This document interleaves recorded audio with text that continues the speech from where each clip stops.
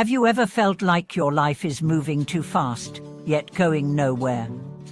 Do you find yourself checking your phone the moment you wake up, jumping from task to task without ever taking a breath, only to end the day completely exhausted but emotionally hollow? Why is it that in a world that praises speed and hustle, the most powerful people are often the ones who choose stillness? Welcome back to the channel. I'm glad you're here. Today we are going to talk about something that most people overlook, yet it could be the key to your next breakthrough. We are diving deep into the art of stillness, not as an escape, but as the foundation of real strength. Because real power doesn't come from non-stop motion, it comes from mastering your energy. And the only way to master your energy is to pause and return to yourself. Let's begin with an uncomfortable truth. The modern world has made us addicted to distraction.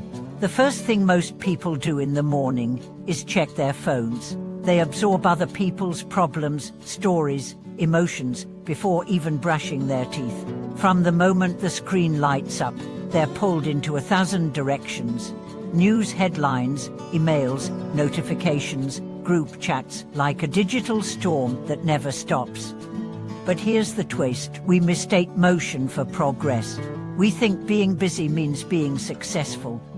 We confuse exhaustion with achievement, and in the process, we forget the essence of being.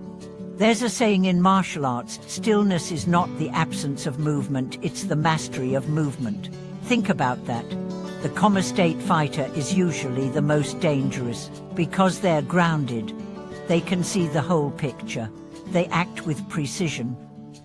While others waste energy reacting to every blow, they conserve their power for the perfect strike. The same applies to life.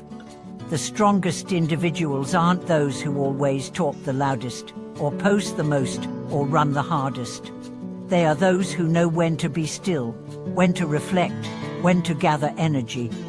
They understand that every period of external chaos demands a deeper internal silence. Let me tell you a story. There was once a young executive who burned out by 30. She had the dream job, the six-figure salary, the luxury apartment, but her hair was falling out. Her heart raced every night. She couldn't sleep without medication. She lived on caffeine and deadlines. Her body was alive, but her soul was not. One day, she collapsed at work. After months of recovery, she moved to a small coastal town. There, she began a new routine. She watched the sun rise every morning. She meditated. She sat by the sea without checking her phone. She called it her soul rehab. Within a year, her energy returned. She started writing, slowly building a new life not based on performance, but presence.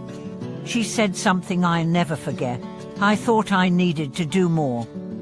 But what I really needed was to feel more." Stillness saved her life. This isn't just about meditation or relaxation. Stillness is a mental posture. It's about refusing to let the world drag you away from yourself. It's about holding your center when everything outside you feels unstable. The benefits of stillness are not abstract. They're deeply physical.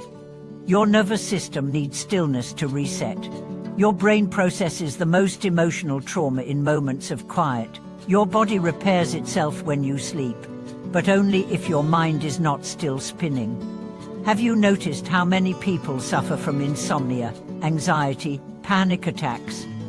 These are symptoms of a life without pause. You can eat clean, work out, and take supplements, but if your mind never stops, you will never fully heal. So, how do you begin to cultivate stillness in a noisy world? Start small. Wake up without your phone. Just for 5 minutes. Sit on the edge of your bed and breathe. Not to achieve anything, just to arrive. Take walks without headphones. Let nature speak. Let the wind be your playlist. Feel the ground under your feet. Choose 1 hour each day to disconnect. No screens, no scrolling. Let your brain detox from dopamine overload. Take naps. Yes, naps. They are not lazy. They are ancient technology for nervous system repair. Journal your thoughts before bed. Empty your mind so your dreams can be light. Create sacred rituals. Light a candle. Drink tea slowly. Watch the sky change color at dusk. These simple acts of presence recalibrate your energy. But most importantly, stop apologizing for needing rest. Society has trained us to feel guilty for slowing down, as if rest is a luxury, not a necessity. But here's the truth: rest is revolutionary, especially in a culture obsessed with productivity. Every forest rests in winter. Every wave returns to the ocean. Every heartbeat has a pause between beats. Even the sun sets every night. Why do we believe we are the only creatures who must stay home forever? Stillness is not retreat, it's recharge. The most successful people in history understood this. Writers like Hemingway, artists like Picasso, leaders like Lincoln, all took deliberate time away from the world to think, reflect, and center themselves.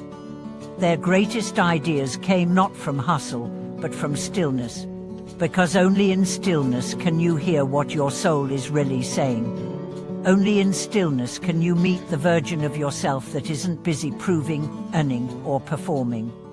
Only in stillness can you access the wisdom that lies drown this out. Now let's talk about another dimension, emotional stillness. It's not just about sitting quietly. It's about not being reactive. Emotional stillness is the ability to pause before you respond, to let emotions rise and fall like waves, without letting them drown you. Think of how many regrets come from saying things too quickly, from acting in anger, from reacting without reflection. Stillness teaches you emotional fluency. It gives you space between impulse and action. It lets you observe your pain, your joy, your fear, without becoming them. There's a famous quote that says, "Between stimulus and response, there is a space. In that space lies our power and our freedom." Stillness gives you back that space.